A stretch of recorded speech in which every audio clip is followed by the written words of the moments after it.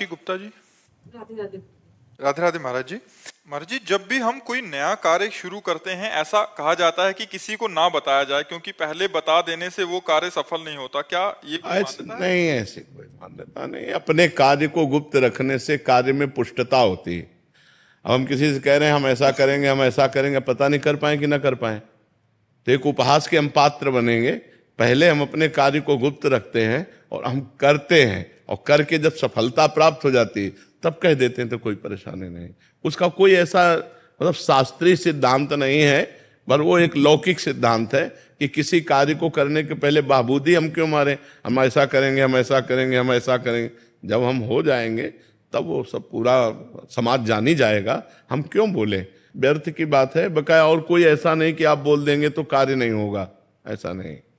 नीति के अनुसार भी महाराज जी, नीति शास्त्र में भी जैसे कोई दुश्मन उस कार्य में बाधा पहले उत्पन्न कर हाँ सकता है। वही, हाँ, अपने कार्य को गुप्त रख करके जब कार्य की सफलता हो जाए तो अपने आप सब कोई जान जाएगा। हम पहले से क्यों उसको प्रकाशित करें। ये एक मतलब सामाजिक व्यवस्था के अंतर्गत है।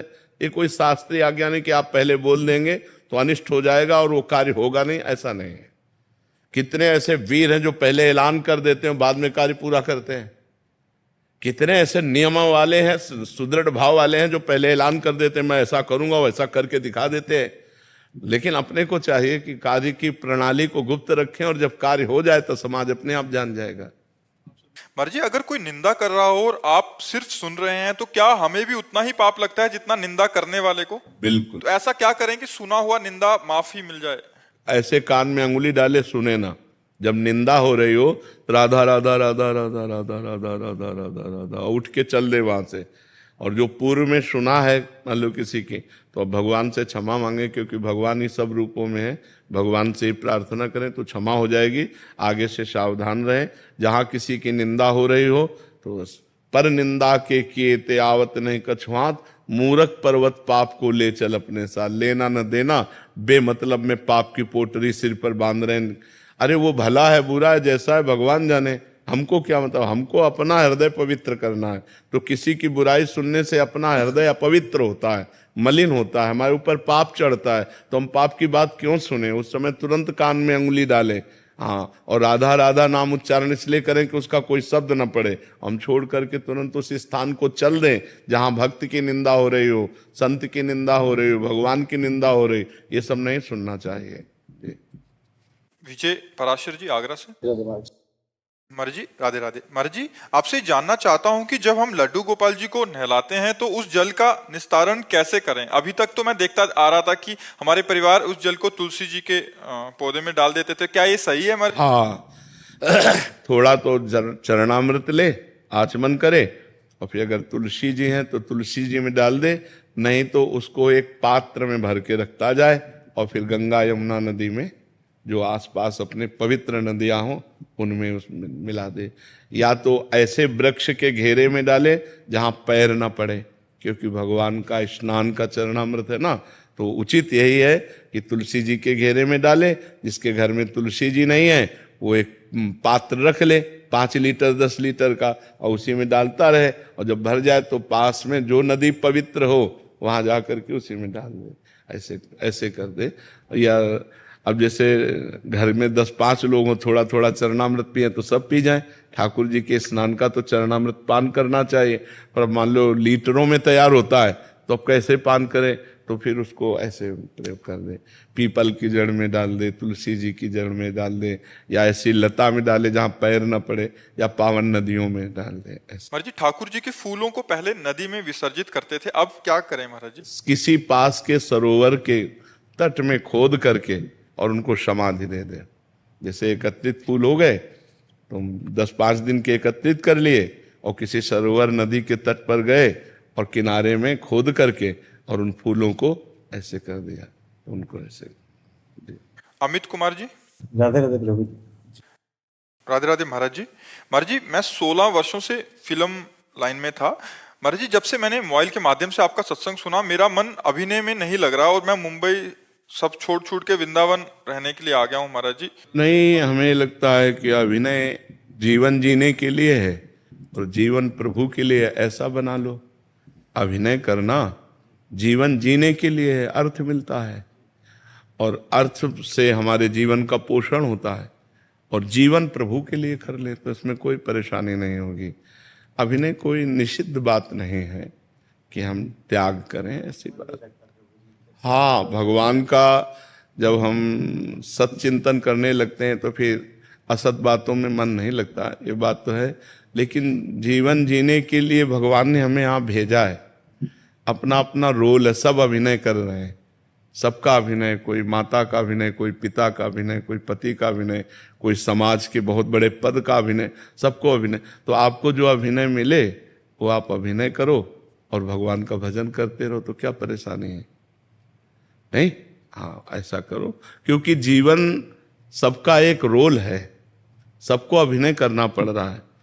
अब यहाँ वृंदावन में जैसे, तो वृंदावन में मान लो कैसे रहोगे, कुछ ना कुछ तो अभिनय यहाँ भी करना पड़ेगा नहीं करना पड़ेगा।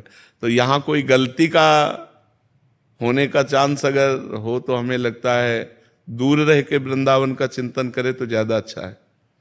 यहाँ रहकर अगर कोई हमसे पाप बनने लगे, कोई गंदी बातें बनने लगी, गंदे आचरण हो जाए, तो हमें लगता है दूर रहकर यहाँ आओगे तो तत्काल पाप नष्ट हो जाएंगे, क्योंकि धाम है ना, और धाम में पाप बन गया। मान लो जवान शरीर है, अब कहीं इधर उधर किसी से गंदी बातें हो जाए तो सब गड़बड़ हो जाएगा ना। मैं सोचता हूँ छोड़ के यहीं रहे लगू प्रभु जी, मन नहीं लग रहा बिना बिल्कुल। बाबा जी बन रहा है क्या?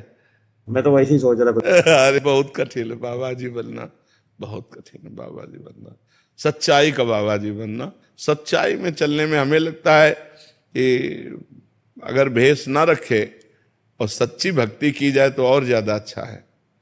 मान लो अब हम लोग दूसरों के द्वारा दिए हुए अन्न, पैसा, कपड़ा लत्ता, उनका प्रयोग करके भजन कर रहे हैं, तो हमारे भजन का हिस्सा वहां भी तो जाएगा। आप मेहनत करके रोल करके कमा रहे हैं और खा रहे हैं और सच्चाई से भजन कर रहे हैं, तो आपका भजन आपके पास ही है। तो हमें लगता है जब कभी ऐसा कोई बैरागी अच्छा तो भले संत बन जाए, नहीं तो हमें लगता है संत बनना अब कलिकाल में धीरे धीरे कठिन हो रहा है, संतत्व में चलना। अब ऐसे ढोंग करना तो बहुत, लेकिन सच्चाई से चलने में बच्चों बहुत कठिन बात है, बहुत कठिन बात है। इसलिए हमें लगता है साधु वेश तो धरो मति, साधु बनो, अंदर से साधु बन जाओ और भेष संसारिक रखो और मेहनत करके कमाओ खाओ, दूसरों को खवाओ और खूब भजन करो, ये बढ़िया है। ठीक है, हाँ सर। शिवपाल जी जज्जर हरियाणा से। राधे राधे महाराज जी। महाराज जी, मैंने किसी ग्रंथ में पढ़ा था कि मृत्यु के समय जीवात्मा अपने सूक्ष्म शरीर के माध्यम से बाहर निकलती है तो तत्काल उसका संरक्षण करने के लिए उसके पूर्व स्वजन, इष्ट, गुरु आदि का सहयोग मिलता है। कुछ नहीं, कुछ नहीं, ये सब नहीं, ऐसा कुछ नहीं होता। जो अज्ञानी जीव शरीर छोड़ता है तो कर्म बंधन में बंधा हुआ वो होता, स्वतंत्र नहीं होता, और उसकी कोई रक्षा करने की जरूरत नहीं होती। वो दो प्रकार की गतियों को प्राप्त होता है, या तो नारकी गति को, और या पुण्यात्मा है तो स्वर्ग गति को। अगर स्वर्ग गति को जाता है तो देवलोक से आते हैं उसको लेने के लिए, अगर नरक गति को जाता है तो यमदूत लेने के लिए आते हैं। हरि गुरु सबकी रक्षा करते होते तो बात बन गई होती ना, सबकी बात बन गई होती। और जो भक्त है उसका जब शरीर छूटता है, जो वास्तविक भगवान की भक्ति करता रहा है, अंत समय में स्मरण हो गया भगवान का, तो भगवान को प्राप्त हो जाता है। अगर अंत समय स्मरण नहीं हुआ उसका, तो पुण्यवानों के लोकों में जाकर के सुख भोगता है। फिर यहाँ मृत्यु लोक में श्रीवान, कुलवान, धनवानों के यहाँ उसका जन्म होता है, और वो पूर्व भजन जहाँ से उसका रुका हुआ था वहाँ से फिर भजन चल करके वो भगवान को प्राप्त हो लेता है। तो ऐसी गतियां, ऐसा नहीं कि सब परिवार के स्वजन, कोई स्वतंत्र है क्या? कोई स्वतंत्र है क्या? सब परतंत्र है, कर्म के वशीभूत सब हैं।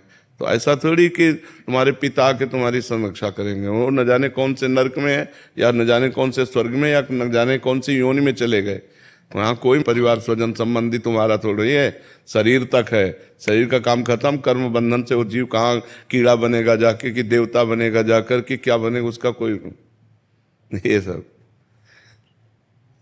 प्रमाणिक किसी ग्रंथ में लिखा हो तो हमें बताओ, क्योंकि जहां तक बचपन से हम ग्रंथ ही पढ़ते रहे, समझ में आ रहा है आपको? ये बात ऐसा है। जीव स्वतंत्र नहीं है, जीव परतंत्र है, कर्म के परवश। और जिस दिन कर्म पर विजय प्राप्त कर ली उसने, तो फिर वो तो भगवान का स्वरूप हो गया। ब्रह्मविद ब्रह्मवि भवति, वो तो परमात्मा स्वरूप, उसका कहाँ आना जाना है। जैसे तरंग समुद्र में लीन हो गई तो समुद्र हो गई, तरंग का अस्तित्व खत्म हो गया। तो जब जीव को ज्ञान हो गया तो ब्रह्मविद ब्रह्मवि भवति, वो ब्रह्म स्वरूप हो गया, उसका कहीं आना जाना नहीं। सर्वत्र व्याप्त कण कण में परमात्मा में लीन हो गया, समा गया। जैसे तरंग समुद्र में लीन हो गई, अब खोजने पर भी तरंग नाम पता नहीं चलेगा। तरंग वायु विकार, तो जीव माया विकार, माया विकार नष्ट हुआ, परमात्मा स्वरूप हो गया। जब आना जाना है तो वो जहां आना जाना है वहां के पार्षद ले जाएंगे, माता पिता परिवार, ये सब, इन सब का प्रवेश नहीं है। जी राजेश कुमार जी। राधे राधे महाराज जी। महाराज जी, जब ये शरीर भक्ति करने योग्य था तब ये शरीर प्रपंच में रहा, परंतु गुरुदेव भगवान भजन नाम जब अभी शुरू किया है, अब ये शरीर एक अवस्था में नहीं बैठ सकता महाराज जी। नहीं, बैठना भक्ति नहीं है। भक्ति का स्वरूप है तदर्पिता अखिलाचारिता तद्स्मरणेन परम व्याकुलते, देवर्षि नारद जी कहते हैं। हमारे हर आचरण भगवान के अनुकूल हो और भगवान को समर्पित हो। अनुकूल का तात्पर्य है शास्त्र धर्म मर्यादा के अनुसार अब हमारे आचरण हो, कोई भी आचरण धर्म के विरुद्ध ना हो, पाप आचरण नहीं होना चाहिए, और वो कर्म भगवान को समर्पित होना चाहिए। जो भी कर्म करें भगवान को समर्पित करें, और उठते बैठते चलते फिरते खाते पीते सोते जागते जब हमारी स्मृति आवे तो राधा राधा राधा राधा, जो भगवान नाम प्रिय है वो नाम हम जप कर रहे हैं, इसी का नाम भक्ति है। भगवान की लीला कथाओं को सुनना, भगवान की पूजा करना, भगवान के भक्तों का संग करना, भगवान जहाँ जहाँ जो लीलाएं किए उन तीर्थ स्थलियों में जाना, तो ये सब भक्ति के अंतर्गत आता है। बैठना कोई साधना भक्ति की नहीं है कि हम बैठ कर ही भजन, नहीं, हम फावड़ा चलाते हुए, झाड़ू पोछा लगाते हुए, व्यापार करते हुए, नौकरी करते हुए भी भगवान की भक्ति कर सकते हैं। नाम जप, निरंतर नाम जप का अभ्यास करें अंदर ही अंदर, और बाहर व्यवहार करते रहें तो क्या फर्क पड़ता है। तो भक्ति का स्वरूप है भगवद स्मृति, प्रभु से चित्त जोड़े रहना, मैयासक्त मना, भगवान में मन जोड़ना। अगर हमारा मन प्रभु में जुड़ा हुआ है तो हमारी भक्ति हो रही है। वो हम चाहे पढ़े हैं तो पढ़े हैं, हमारा मन भगवान में जुड़ा हो। शरीर की स्थिति को भगवान नहीं देखते। आप गंगा जी में खड़े होकर गलत चिंतन कर रहे हैं तो आपको गलत चिंतन का फल मिलेगा। गंगा जी में खड़े होकर गलत चिंतन करें तो गलत चिंतन का फल मिलेगा। और आप सोच में बैठ करके बढ़िया चिंतन कर रहे हैं तो आपको बढ़िया फल मिलेगा। शरीर सोच में है या गंगा जी में, इससे मतलब नहीं ज्यादा, खास मतलब है आपका चिंतन क्या है। आपका चिंतन यदि भगवान का है तो आपकी भक्ति हो रही है। आपका चिंतन संसार का है तो वृंदावन में रहते हुए भी भक्ति नहीं हो रही है। चिंतन भगवान का चाहिए। जैसे आपने त्राटक के बारे में बोला, वो चाहता था कि वैसा नहीं हो सकता बैठे हुए। त्राटक बोला था एक बिंदु पर। हाँ, देखो, सबके लिए सब साधन नहीं है, सबके लिए सब साधन नहीं है। अब जो हमारे सामने जैसे 500 जवान साधक है तो उनको तुम बोलेंगे यार 1 घंटा तो बैठो पद्मासन में, अब वो जवान है वो आराम से बैठ सकते हैं। अब ये बात सबके लिए नहीं है। अब वो विरक्त है, उनके लिए अल्पाहार करो, 4 घंटे सो, ऐसे चलो। अब गृहस्थ आदमी 4 घंटे सो के कैसे चल पाएगा, उसको तो 7 घंटे चाहिए, और वो अल्पाहार करेगा तो फावड़ा कैसे चलाएगा। उसके लिए तो अच्छा भोजन चाहिए। तो ये देखना चाहिए कि उपदेश किसको दिया जा रहा है। अगर उपदेश विरक्त को दिया जा रहा है तो उसमें से जो बातें हमारे लायक है वो हम ले लेते हैं, बकाया वो तो विरक्त के लिए है। अपने को देखना है, अपने गृहस्थ हैं, अपना सतमार्ग कैसे चलना है। या कभी किसी बात पर संशय हो तो पूछ लेना चाहिए, जैसे अभी पूछा। ठीक है जी। आशीष जी, राधा वल्लभ श्री महाराज जी, आपके चरणों में कोटि कोटि प्रणाम। महाराज जी, मेरा प्रश्न है कि जब नाम जप करते हैं तो जिनका नाम जप करते हैं यानी नामी के स्वरूप का ध्यान आता है, जैसे राधा नाम में राधा जी का स्वरूप का ध्यान आता है, वैसे राम जी में राम जी, इसी प्रकार जब तत्व रूप में राम कृष्ण राधा जी एक ही हैं तो नाम जप में स्वरूप में भेद क्यों है महाराज जी? क्योंकि नाम में भेद है ना, नाम में भेद है ना। राधा नाम लिया तो राधा रूप उन्होंने धारण किया है तो राधा रूप आएगा। राम नाम लिया तो राम रूप आएगा, शिव नाम लिया तो शिव रूप आएगा, अगर ओम नाम लो तो तत्व आएगा। महाराज जी एक छोटा सा प्रार्थना है, किसी ने स्वरूप के दर्शन ही नहीं किए हुए हैं तो नाम देखिए, रूप नाम आधीना, वो नाम ही तो करवा रहा है। बिना नाम जप के ऐसे झांकी आ जाएगी क्या? ऐसे आ जाएगा क्या? ये चित्रपटों में जो है वही है क्या? अरे भाई, कोटि कोटि रसना जो रोम रोम प्रत्यों, प्यारी जू के रूप को न प्रमाण कहो जाता है। जो को कोटि कलप लगी जीवे, रसना कोटिक पावे, तो रुचिर बदनार बिंद की शोभा कहत ना आवे। जब हम राधा राधा राधा राधा राधा बहुत जपेंगे, हमारा मन निष्पाप होगा, तब राधा रूप झलकेगा, और जब राधा रूप झलकेगा तो प्रेममय हो जाओगे। समझ पा रहे हो आप? महाराज जी प्राकृत स्वरूप चिदानंद स्वरूप एक नहीं हो सकता किसी से? नहीं, कदापि नहीं हो सकता। भगवान का कभी प्राकृतिक रूप होता ही नहीं है। जैसे ये चित्रपट आप देख रहे हैं, ये मानसिक कल्पना में आया, इसमें जो स्याही लगी है वो मायाकृत लगी हुई है, इसमें चित्रकार की भावना है।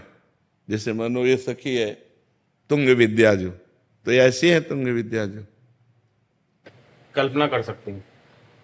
अब हम मानी संख्या तुंग विद्याजू, मानी संख्या, जैसे स्कूल में सवाल हल करना होता था तो लगाया जाता था मानी संख्या, कुछ भी रख लो और सवाल हल हो जाता था, तो मानी संख्या तुंग विद्याजू। अब हम इन्हें मान के हे तुंग विद्याजू पूजन करते हैं और ध्यान में तत्पर होते हैं, तो हम प्राकृतिक तुंग विद्याजू के रूप का चिंतन करते हुए चिदानंद रूप में पहुंच जाएंगे। ये जो हमारा प्राकृतिक स्वरूप है, आज तक कोई स्याही ही नहीं बनी जो श्याम सुंदर की श्यामता है। आज तक वो कोई गोरा वर्ण ही नहीं है जो हमारी प्यारी जू का है। पीता अरुणच्छम अनंत तड़िल लताभाम, एक बिजली चमकती तो होश खराब हो जाते हैं। अनंत बिजलियां एक साथ उदय हो, ऐसी कांति है श्री राधा किशोरी जू की, कैसे झेल पाएगा कोई? तो हम माना श्री राधा जी और पूजन करने लगे और नाम जप करने लगे, तो हमारी इंद्रियों में प्राकृतिक जो क्षमता थी वो हटने लगी और चिदानंद क्षमता आने लगी। धीरे धीरे धीरे धीरे ये रूप गायब हो जाएगा, जो असली स्वरूप है वो स्वरूप आ जाएगा। यदि नाम जप कर रहे और प्राकृतिक रूप की आराधना कर रहे हैं, जो प्राकृतिक हम पाषाण मूर्ति विराजमान किए या अष्ट धातु या चित्रपट रूप में, इन्हीं की आराधना से हमें वो चिदानंद रूप की प्राप्ति हो जाएगी। हमें चिदानंद तक पहुंचना, हाँ, चिदानंद तक पहुंचना है। क्योंकि जैसे हमारे प्राकृतिक नेत्र हैं और बिहारी जी चिदानंद में हैं, तो क्या हमें सुख मिलता है? अगर सुख मिले तो फिर बिहारी जी के सिवा कुछ याद ना आवे, बिहारी जी के सिवा और कुछ देखने का मन ना हो। सुख मिले तब ना, लेकिन थोड़ी देर बाद फिर मंदिर देखने लगते हैं, इधर उधर देख के फिर अच्छा, तो ना वो नेत्र है और ना वो हम रूप देख पा रहे हैं। जो बिहारी जी का रूप स्वामी जी देखते थे वो हम देख पा रहे हैं क्या? हैं तो वही बिहारी जी। अब जब हम कुंज बिहारी श्री हरदास, कुंज बिहारी श्री हरदास खूब नाम जप करें, हमारे नेत्रों में जब चिदानंद पावर जागे, तो देखेंगे कि कोटि कोटि कामों को भी मूर्छित कर देने वाले बिहारी जो है।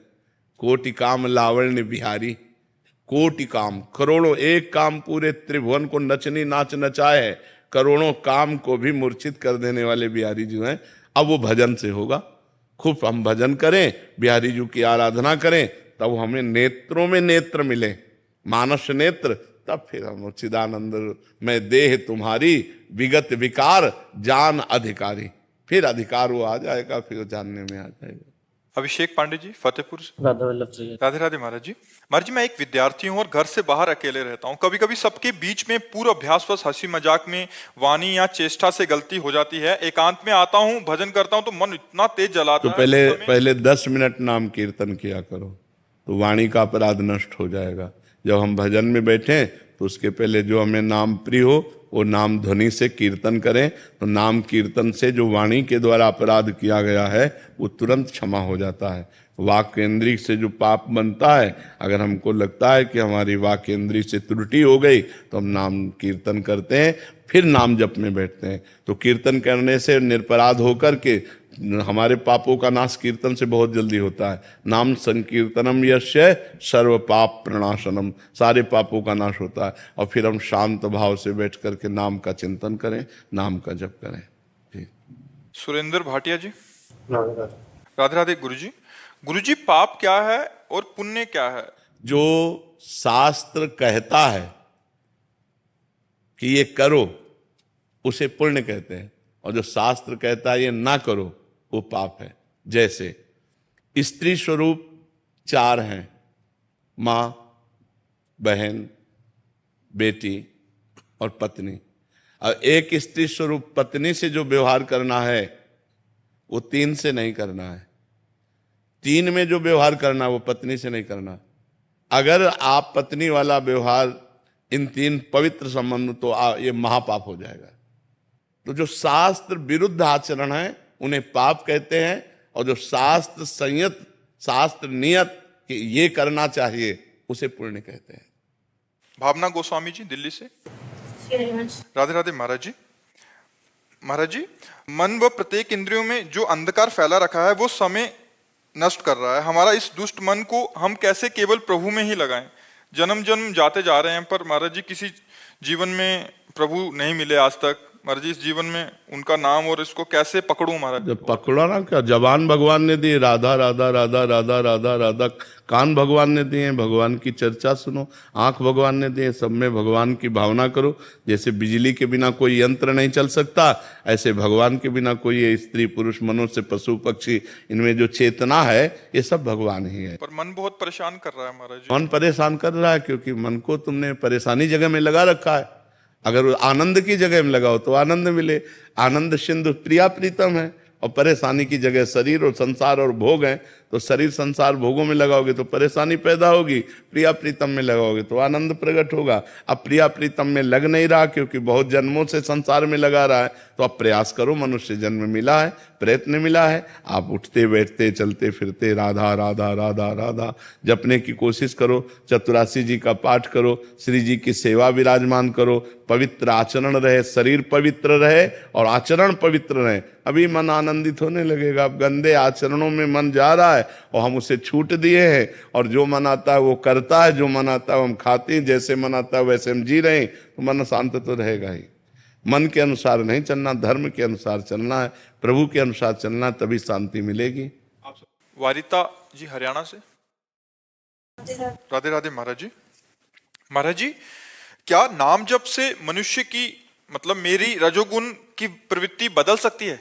अरे रजोगुण की बात क्या, रजोगुण तमोगुण तो नष्ट ही हो जाएंगे, और सतोगुण से ऊपर त्रिगुणातीत अवस्था प्राप्त हो जाएगी।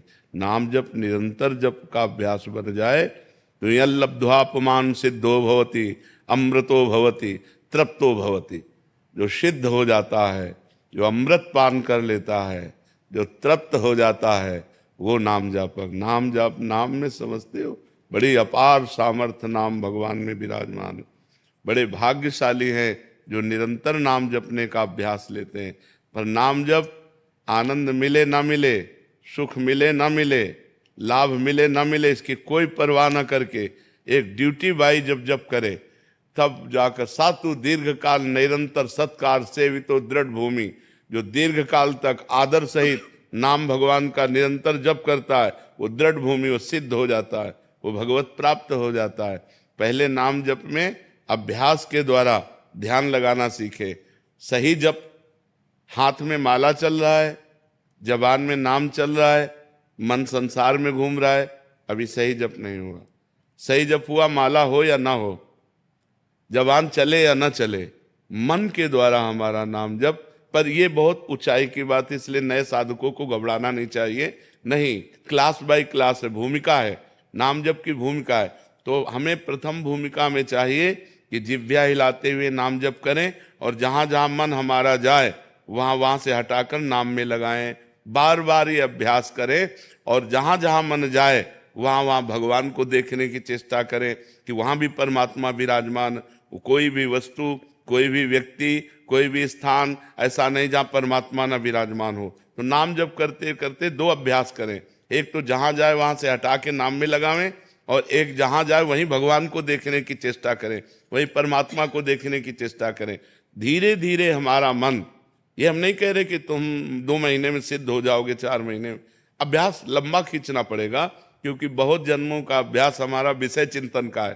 तो जब हम नाम को ध्यान पूर्वक जपते हैं, ध्यान पूर्वक कैसे कहते हैं कि जैसे हमने कहा राधा, तो अब हमारे कान में गूंज गया राधा, हमारी आंखों के सामने लिख गया राधा, चाहे आंखें बंद हो चाहे खुली हो, कोई जबान नहीं चल रही, अंदर से राधा राधा या राम राम राम राम, ऐसे एक ध्वनि चल रही और हम उसी ध्वनि में डूबते चले जा रहे हैं।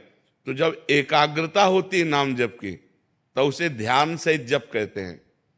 जब एकाग्रता टिक जाती है, घंटा 2 घंटा टिक गई, तो उसे संप्रज्ञात समाधि कहते हैं।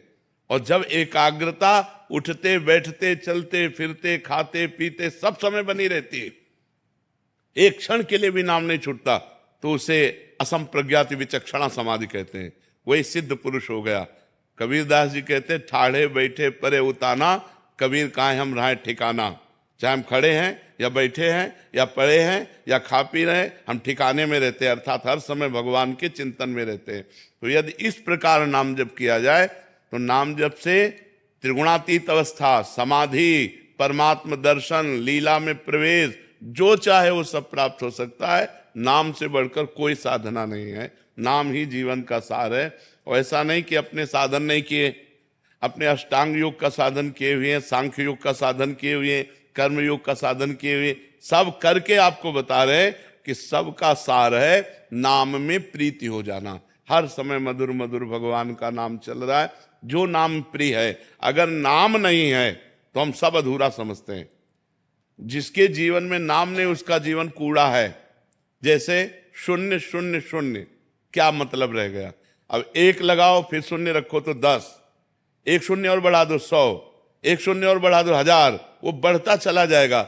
एक है नाम, अगर नाम रूपी एक है तो और साधन रूपी 0 लगाते चले जाओ, महिमा बढ़ती चली जाएगी। और नाम रूपी अंक हटा दो तो 0 0 0 0, कोई उसका अर्थ नहीं रहता।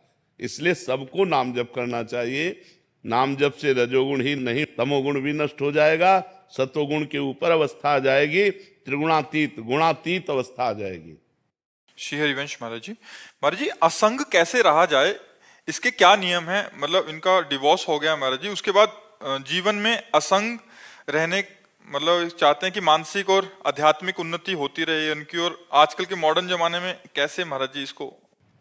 जब तक हम अंतर्वृत्ति को भगवान से नहीं जोड़ते हैं, तब तक असंगता हो ही नहीं सकती, क्योंकि मन किसी न किसी वस्तु, व्यक्ति, स्थान का आश्रय लिए बिना रह नहीं सकता।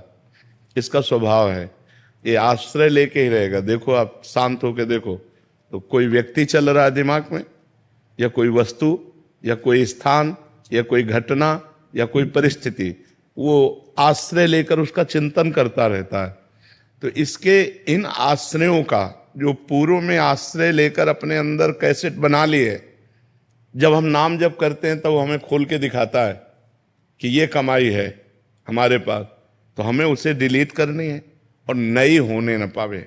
इसके लिए हमें हर समय नाम जप करना है, अंदर से वृत्ति जोड़नी है।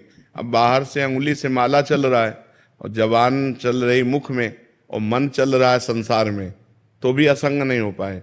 मन मैयासक्त मनाह पार्थ, भगवान ने कहा मेरे में आसक्त मन वाला बने। तो भगवान की जब हम लीला कथाएं सुनते हैं, जैसे भागवत का 10वां स्कंद है, हम स्वयं पढ़ें, हम खूब कानों से सुने, भगवान की लीला कथाएं सुनते हैं, भगवान का नाम जप करते हैं और भगवान के मार्ग में चलते हैं, तो हमारे अंदर एक पावर आता है, भागवतिक पावर, उससे हम असंग रहते हैं। हमें अच्छा ही नहीं लगेगा। ऐसे लगता है कि मैं अकेला हूं, कोई तो मेरा होना चाहिए, ऐसा लगता है ना, सबको लगता है। जिसके हम गोद में सर रखकर चैन से सो सके वो केवल भगवान है, नहीं तो संसार कपटी है। ये पाए जान जगत में सब जन कपटी कुटिल कलयुगी टंच, ऊपर से क्या है अंदर से क्या है जान पाना बड़ा कठिन है। ऊपर से कुछ और भाषा है और दिखावा है, और अंदर से बहुत और दिखावा है। तो एक है जो भीतर और बाहर दोनों से एक है, वो भगवान है। भगवान का हम आश्रय लें, जिससे भी मिले हमारा पवित्र व्यवहार होना चाहिए, गंदा आचरण नहीं होना चाहिए।